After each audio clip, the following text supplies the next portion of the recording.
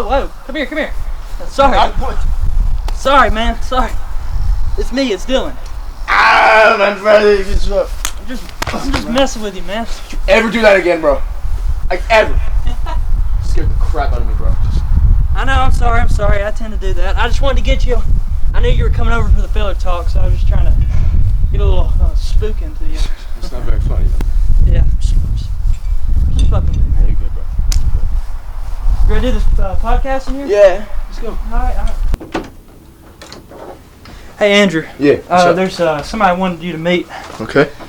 John, he's the head of the, he helps me with my program service back there for Filler Talk. Okay. Kind of helps me make the topics. Okay. Yeah, so he's right over here. Hey, John! This is Andrew, my friend. He helps me film. How's it going? Nice to meet you. Yeah. He plays Charlie McClellan on the channel, so figured I'd let you meet him. Yeah.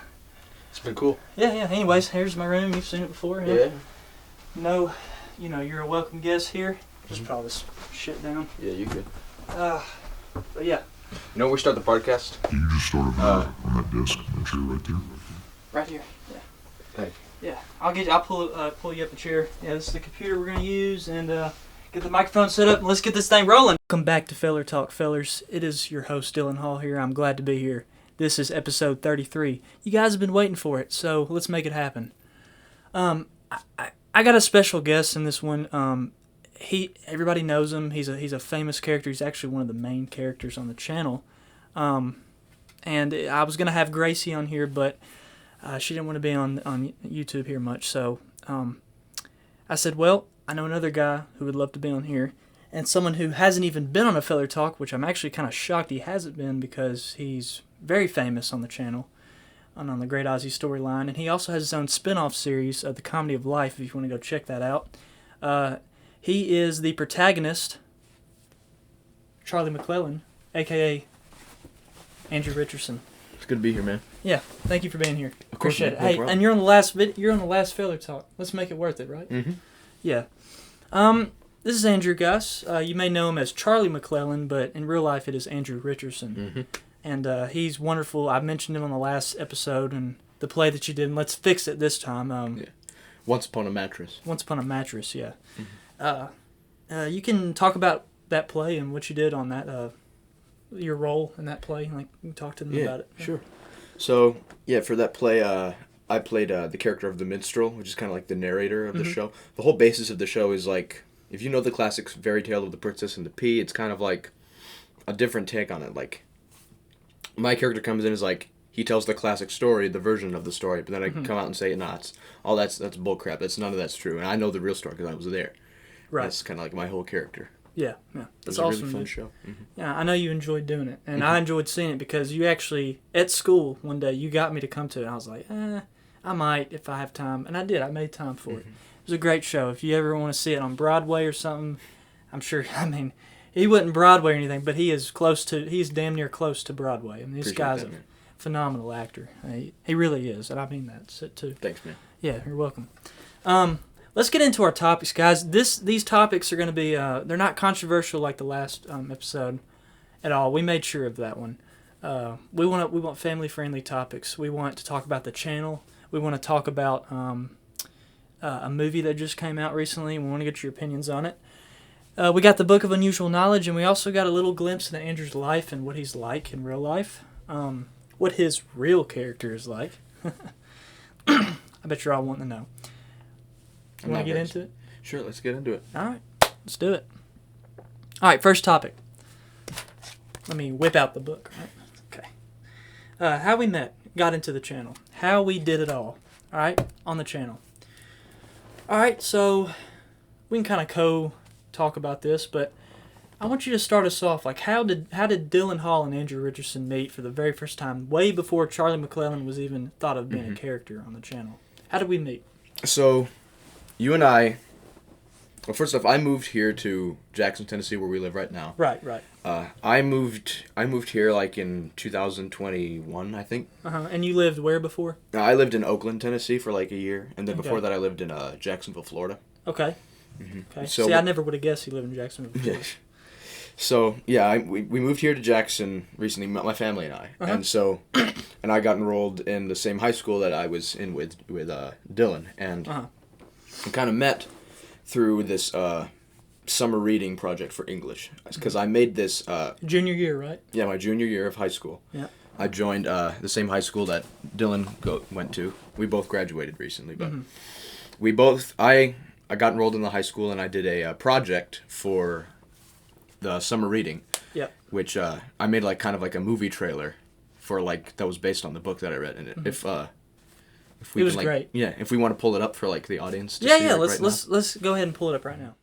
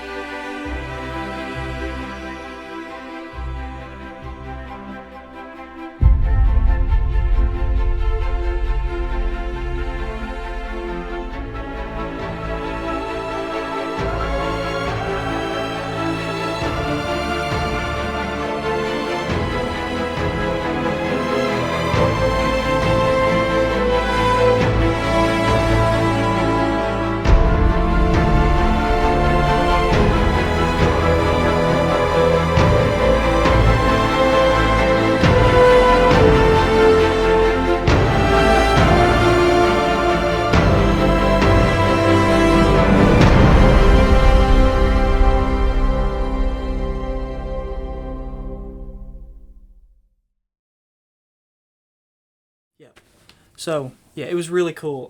He actually showed the class, and I remember I'll step in right now. I remember going up, and there was a group. Remember, there's a group of huddle people, and Liam, actually, give him a shout out. He's been on the channel a few times. He actually took over that one patch for a few episodes while I was gone in the storyline. But he's been in a lot of cameos and a lot of mentions back in the past. I want to give him a mention now. But he came up to me personally, and he's like, "Hey, dude, Andrew, like, I know you don't know him, you're not familiar with him. He's the new kid, just moved here and everything. Well, you gotta check out his project over here." I was looking at somebody else's project. We did like World War Z. I remember looking at the book, and he did a different book. I was looking at the World War Z section, and I went over to his section, and I saw the trailer that we just showed you guys. And for what was the book called? The Other Wes Moore. The Other Wes Moore, and the author, I forget the author's name. Wes Moore. Wes Moore, yeah, the real Wes Moore, because he had there was two Wes. Yeah, Moores. there were two people that had the same name but different lives. Right, and I think I read that book as well with you. So it was summer reading, like you said. And I remember watching it, and after everybody kind of went away, I remember coming up to him, and I was like, "Man, I'm actually really impressed. Like, I didn't know anybody else could not even screenwrite, but film like I could, even close, remotely. I thought I was the shit and stuff, but no, this guy was good. Nah, you're the shit, man. No, I appreciate it, man. Thank you. Yeah, you're the shit too. Thanks, man. Yeah, but the good kind, the good shit, not the bad shit. All right. Anyways, but anyways, we got to talking, and I was like, "Dude, you should totally be a character in one of my videos." And what was funny about Charlie McClellan, the character of Charlie McClellan, is that he was going to be in one episode. You were going to be in one episode. You were going to die. Remember that? Charlie McClellan was going to die on this very same episode he was introduced in. Dylan was going to kill him because he mentioned something about Debbie. And so I got real pissed. My character was going to shoot him in the head. We changed. As soon as we filmed the first episode, I was like, I got to have him as a regular character on the channel. And so we started doing more Charlie episodes. And then Charlie met Dylan, and then so forth and so on, meets other characters, and you got your own spin-off series. It's been one hell of a trip. And that's something we can talk about now is the comedy of life and how that came about. And I'll let him take over on that. Yeah. So the idea for comedy of life. So I was going through and watching Dylan's videos and stuff, and I was looking at all these really cool villains that he's created, like Viper and Daniel and Mom and all these characters, and I was like, what if Charlie McClellan had a villain of his own? Yeah. And I kind of figured, well, it can't be in the present because he's kind of like, he's got to have some kind of story to tell from his past. Mm-hmm. And so I decided, how about I make it like a kind of like a flashback story? And so I decided, if I'm going to make this, what kind of villain do I want Charlie McClellan to have? So then I thought about kind of like the character of Charlie McClellan. He's like a private detective and investigator. And I love murder mystery stories, and like usually the foil for a good detective is a good murderer. So right. I figured why not just make him like a serial killer? So that's how the Comedy Killer was created. And originally I was going to name him the Jackson Slasher. I actually forgot about that. I didn't know much about that. He was originally going to be called the Jackson Slasher, but then I kind of thought, it's just kind of more of a generic name. Let's kind of do something different. Yeah. And then I thought about like the mask that I was going to use, and it was a regular mask. I bought it at Hobby Lobby, and I took like a black Sharpie, and I just drew like a happy face on it. And I figured, okay, maybe not Jackson Slasher. Let's find something that kind of fits with like this kind of like setting of like this creepy happy mask and stuff. So then I figured it kind of looks like if you know the theater, they've got these two masks, the happy one and the sad one. The sad one, yeah. Mm-hmm. And classic theater, yeah. Drama. Yeah, and so I figured, okay, the masks are called comedy and tragedy because those are the two main like big genres of theater. So I figured, okay, how about the Comedy Killer? And so I came up with like, oh, I like that name. I'm gonna stick with that. And so that's how the Comedy Killer was created. And if you went and saw the show, which I hope you did, because I think it's pretty good. He did a good job. Thanks, man. One of the best shows on the channel, for sure. And you were a heck of a comedy killer, man. You did amazing. Thank you. Hey, and you too. You played a little bit of him. Final episode, we needed a double for the Comedy Killer. And I said, why don't you just drag me? Because I had to play Daryl Forbes. And I had to be drug out from my where we were filming at my grandparents' house. Mm-hmm. And so he had to play the Comedy Killer. We had no other actors, so we just made it work. And honestly, you couldn't even tell. If I never would have said anything right now, you would have probably never have guessed that he played the Comedy Killer. So I give us credit for both of us. Mm-hmm. Yeah. But yeah, you did a great job too. Thanks, man. I appreciate that. Mm-hmm. But yeah, go check it out if you haven't. I'm sure most of you have. I think that's one of the most recently viewed series besides Last of the Great Eight, and it's probably even more popular than any other series I've ever done. You got some pretty good bangers. I don't know about that. I appreciate it. It goes way back, but awesome. I can't remember if there was anything else we're going to talk about on that topic necessarily. I know that the next topic kind of is channel related, so we'll go to that one. Mm-hmm. How was Charlie McClellan? How did he become like a character on the channel? Like, what was our ideas? What was your ideas? Because I remember him texting me about the ideas of having. Because once I figured out he was going to be a character on the channel, I was like, okay. So I was like, Andrew, what kind of character are you going to be? Mm-hmm. And he'll tell you from there. Right. So this is after he first watched the.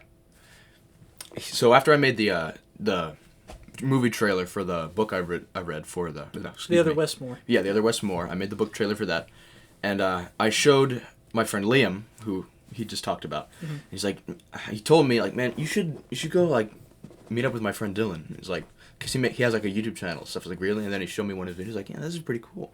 And so we met up, and the rest is history. And so for my premiere on the channel, we wanted to come up with a character for me, and so he's like, so he texted me like, what kind of character do you want for the channel?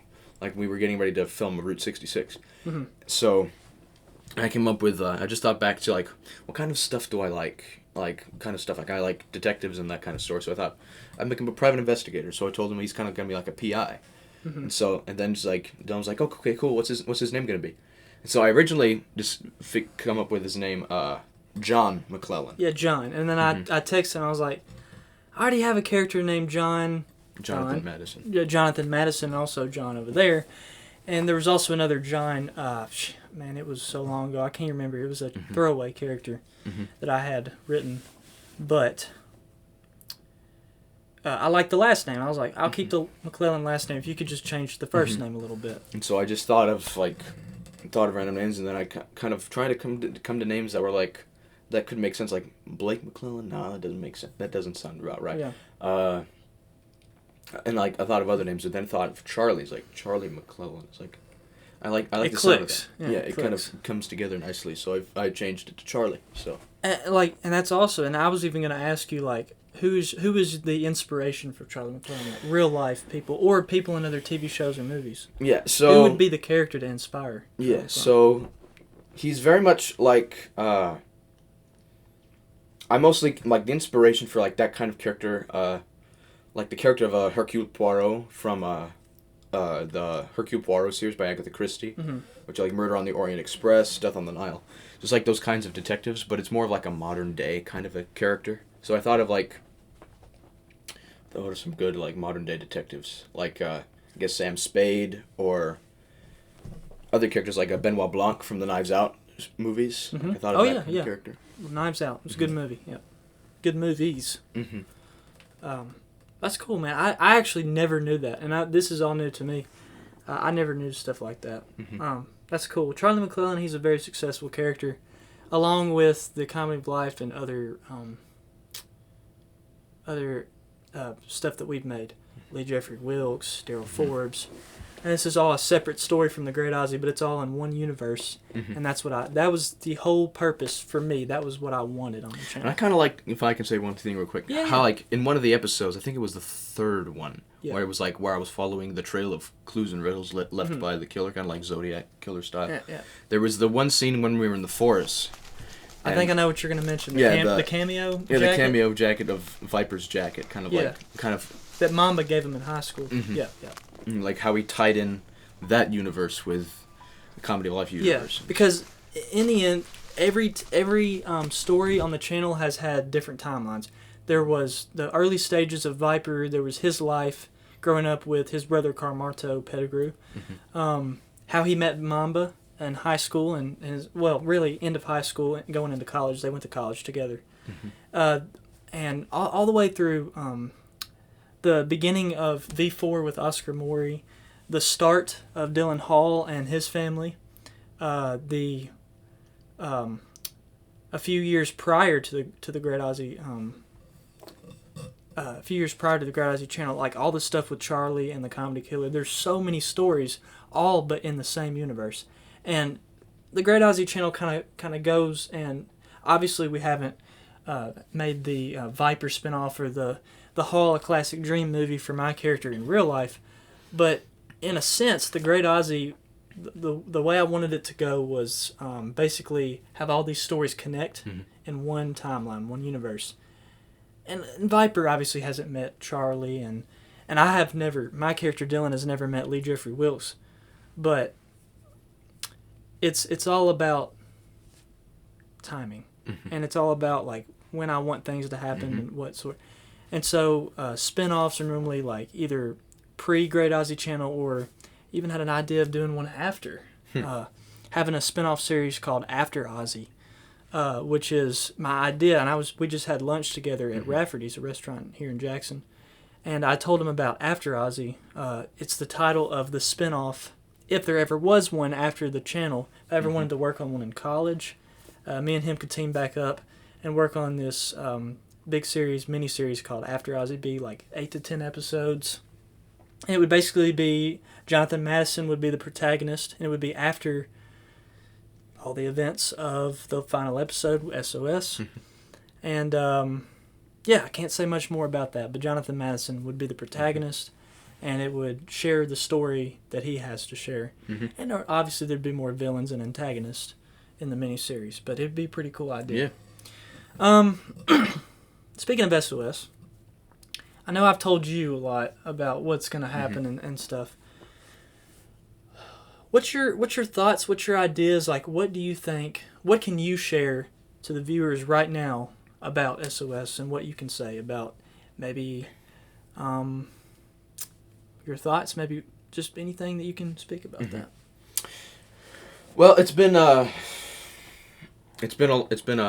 wild ride together. I mean, I'd like to bring the close. I'd like to go out with a bang. You know what I'm saying? Oh hell yeah, and it's gonna be a bang too. Yeah. So like thinking about like, we were just talking about like how Charlie should look and like, because like how long time would pass after he left Arkansas and moved away to wherever he ends up living in SOS. Yeah, and Charlie will be in the final episode for a cameo scene, very last scene. So yeah, He'll look a little bit different, maybe a little bit older, but we'll just have to wait and see what he looks like. So. Yeah, and we'll see what he's been up to and where he's moved to, and what state he went in, and like where his getaway was. We'll get to see the rest of his life and all the other stories that will wrap up until then.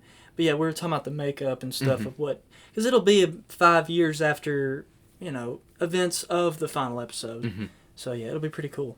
But thanks, man. I appreciate that. You saying that. Next topic. Here we go. Getting more into more media movies. Recently, just a movie that came out, a recent movie, Deadpool and Wolverine. I was talking to him about it, and I was like, it's got to be a topic because we both went and saw it, not together but separately, and we both liked it a lot. It's an amazing movie. I loved it. Like I thought it was awesome. Yeah. What's your thoughts on it? What do you think? I thought it was really good. For people who haven't seen the Loki miniseries on Disney Plus, it might confuse people at the very beginning because it talks about like the Time Variance Authority or TVA. Yeah. But from people who've seen Loki like myself, who like know about the TVA and what it does and stuff, I thought it was a really cool story, and like finally getting to see Hugh Jackman as Wolverine in his classic comic accurate costume with the mask and everything. Oh yeah, that was awesome. Phenomenal. And I was the one that mentioned that at the restaurant and how cool that was, and like man, Deadpool, like even the opening, like with Deadpool, killing some of the TVA members or the guards or whatever. Yeah, it was just awesome sequence. Great movie. It's a 10 out of 10 for me. Yeah, I thought it was really clever how they found a way to bring the MCU to Deadpool and Deadpool to MCU. And even the, spoiler alert if you haven't seen it, the Happy Hogan cameo. That was pretty cool, man. That was pretty cool. Loved it all. And sorry for the spoilers, but I tried to give you a quick second warning before all that. It was awesome. Love it. It's a great movie. It was a really good movie, and I think you should go see it if you haven't. All right, fourth topic before the Book of Unusual Knowledge, of course, is your life, Andrew's life. Now, before he starts talking and whatnot, I'm going to ask him some questions. This kind of comes along with the first couple topics. We're talking about like how we're going to later get on to, or how I mentioned we know about Charlie McClellan. We know that he's a private investigator, that he is a good guy, and that we know all about his backstory and whatnot. Camera went off. Did it last time, but it's an easy fix.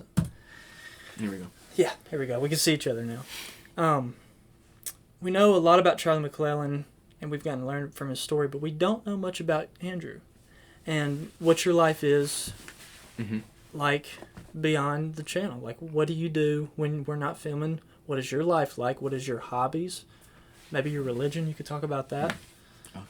Okay, just go for it, man. Shoot the shot. Yeah. So you talk about religion, and I don't want to like kind of diss on anybody else's beliefs and stuff. None of us do, and that's never the point that I'm trying to make across. I just think it's cool that some people have different views on stuff. So go ahead and share. Yeah. So my family and I was born and raised, and so was my family. They were born and raised Seventh-day Adventist.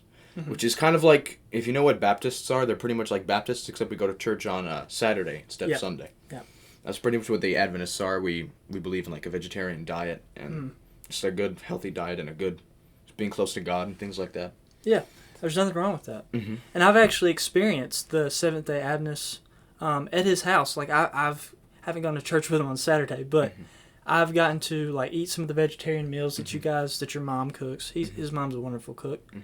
I've gotten to kind of experience like what their how their Christianity is like, and it's honestly pretty cool because I grew up Baptist. I know what it's like. We know what Church of Christ is like. We know what different Catholics and all that, but I've never had a friend or never even knew anybody like Seventh-day Adventist. I never would have thought that he was that until I went to his house, and obviously they do stuff like pray before meals. We do that too. So it's really cool getting to see everything, and especially the food. Like it, and I was kind of skeptical at first. I'm not gonna lie, because I was like, I'm not vegetarian myself. I eat meat all the time, but then they're just like, yeah, just try it, and I'm talking about some. I'm gonna talk about some meatballs. I'm gonna talk about your mom's meatballs. Funny? You know what's funny? Every time he comes over to our place, like to film something, pretty much every single time he comes over, we have meatballs like that are made. It's ridiculous. And so now it's a joke. Every time I go over there, I'm like, I'll go up to his mom, Miss Andrea. Miss Andrea. I'm like, Miss Andrea, I know we got this food. I know we got this meat. I know we got this, but did you make some freaking meatballs? Every time I'm like that. Yeah. And I love it. I love making that joke. They're pretty good, man. They're phenomenal. They really are. And she knows that by now, but yeah. We always tell her she's such a great cook. She's like, don't stop. Yeah, she's like, no, but she isn't. She really is. And that one time, I'll tell you about this time too. I still remember this memory. Every time I eat Taco Bell nowadays, I think if we were filming, episode 4? The Comedy of Life? Yeah. And his dad was helping us film the scene where, like, he was, like, laughing, and then I come up behind him and start choking him. And then afterwards, I remember, like, distinctly, your parents were like, what do y'all want from Taco Bell?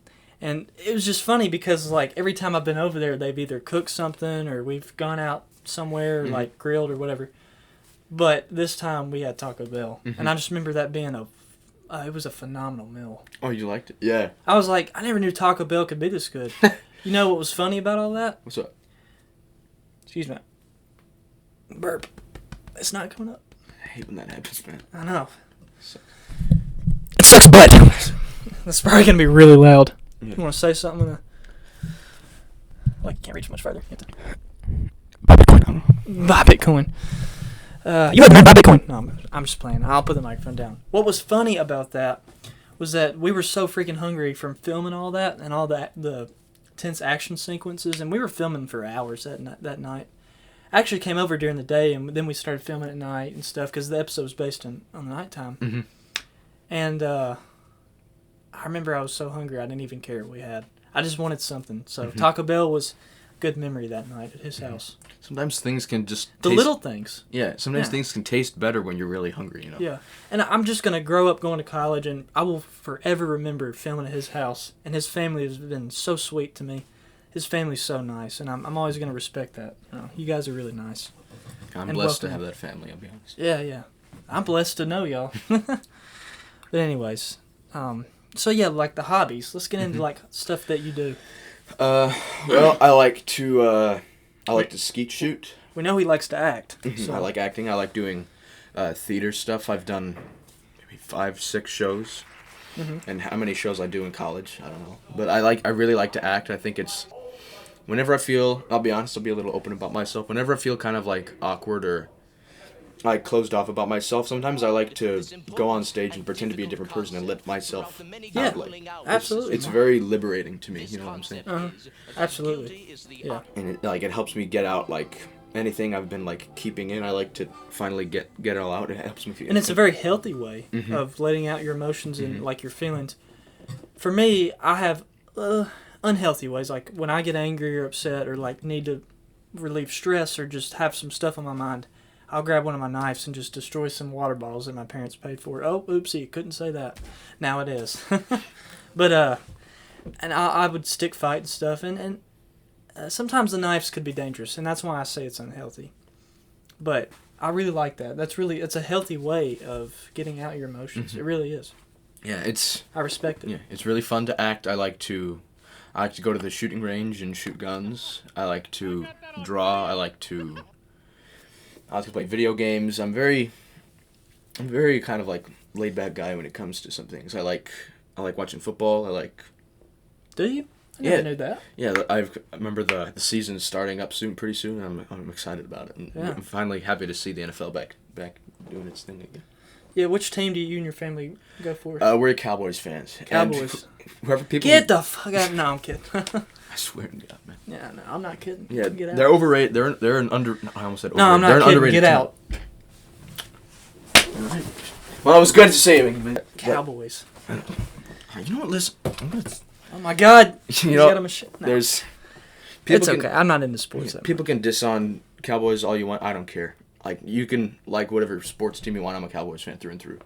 Yep, and we're a Tennessee fan through and Yeah, through. yeah. Balls, The Titans, whatever. We don't care. That's how I was raised.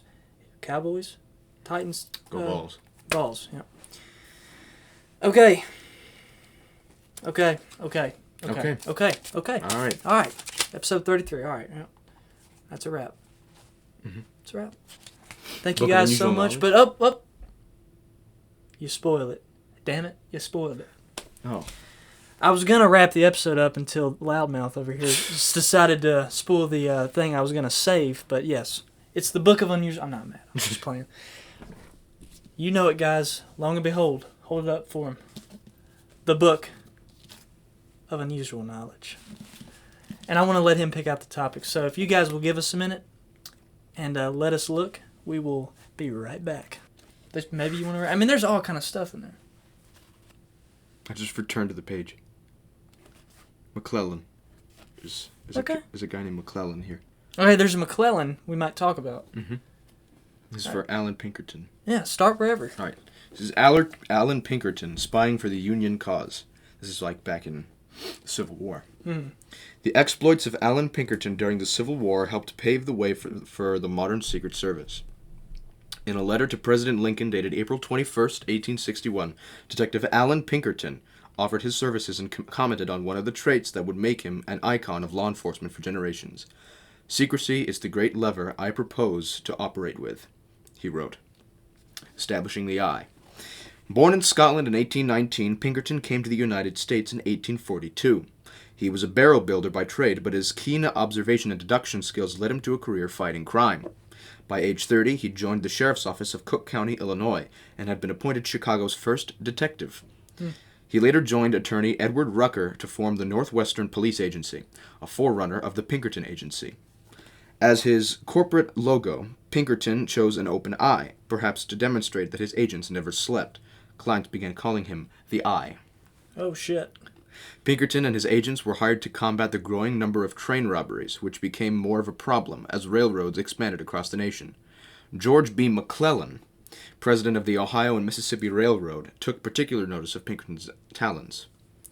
Wartime duties. In 1861, Pinkerton's agency was hired to protect the Philadelphia, Wilmington, and Baltimore Railroad. In the course of their duties, the detectives learned of a pre-inaugural plot to kill President-elect Lincoln.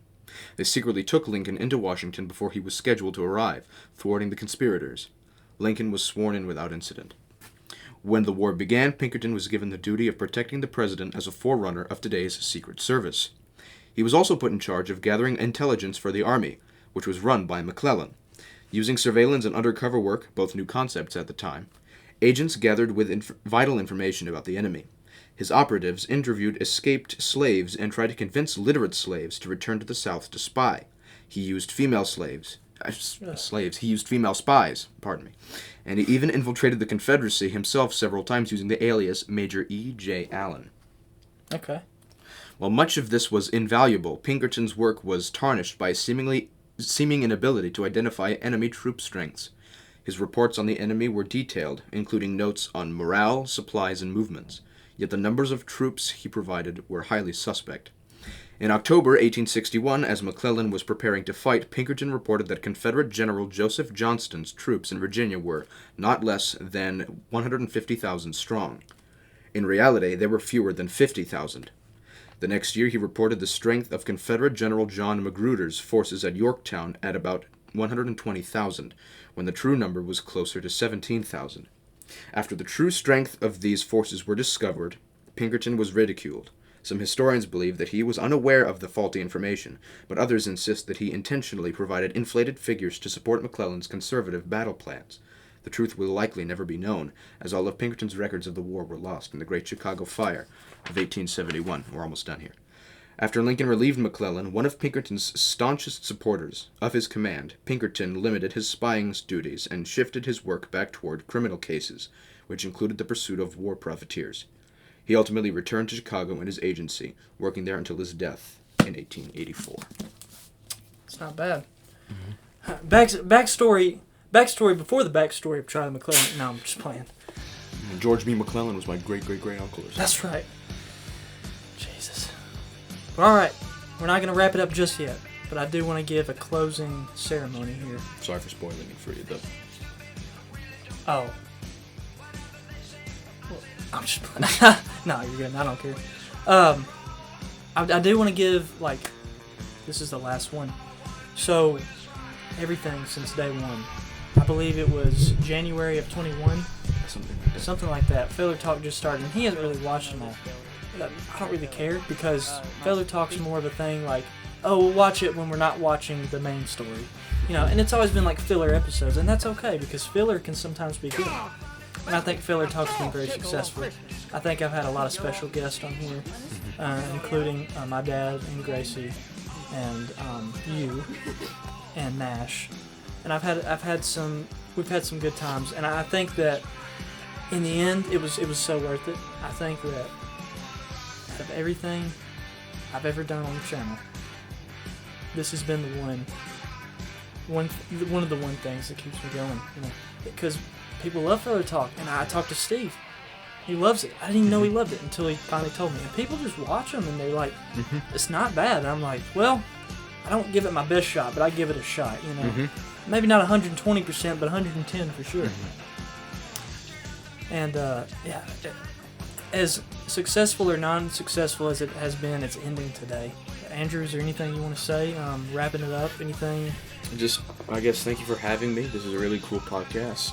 I can clearly see that you enjoy what you do, and it's really cool to see that. Yeah, so, I do. Thank you very much for having me. This was really fun to have. Thanks. Absolutely, man. Absolutely. And thank you guys for watching. I will say, I'll catch you on the next episode, but 33 is my favorite number, so we're going to end it here. All right. Thanks, bro.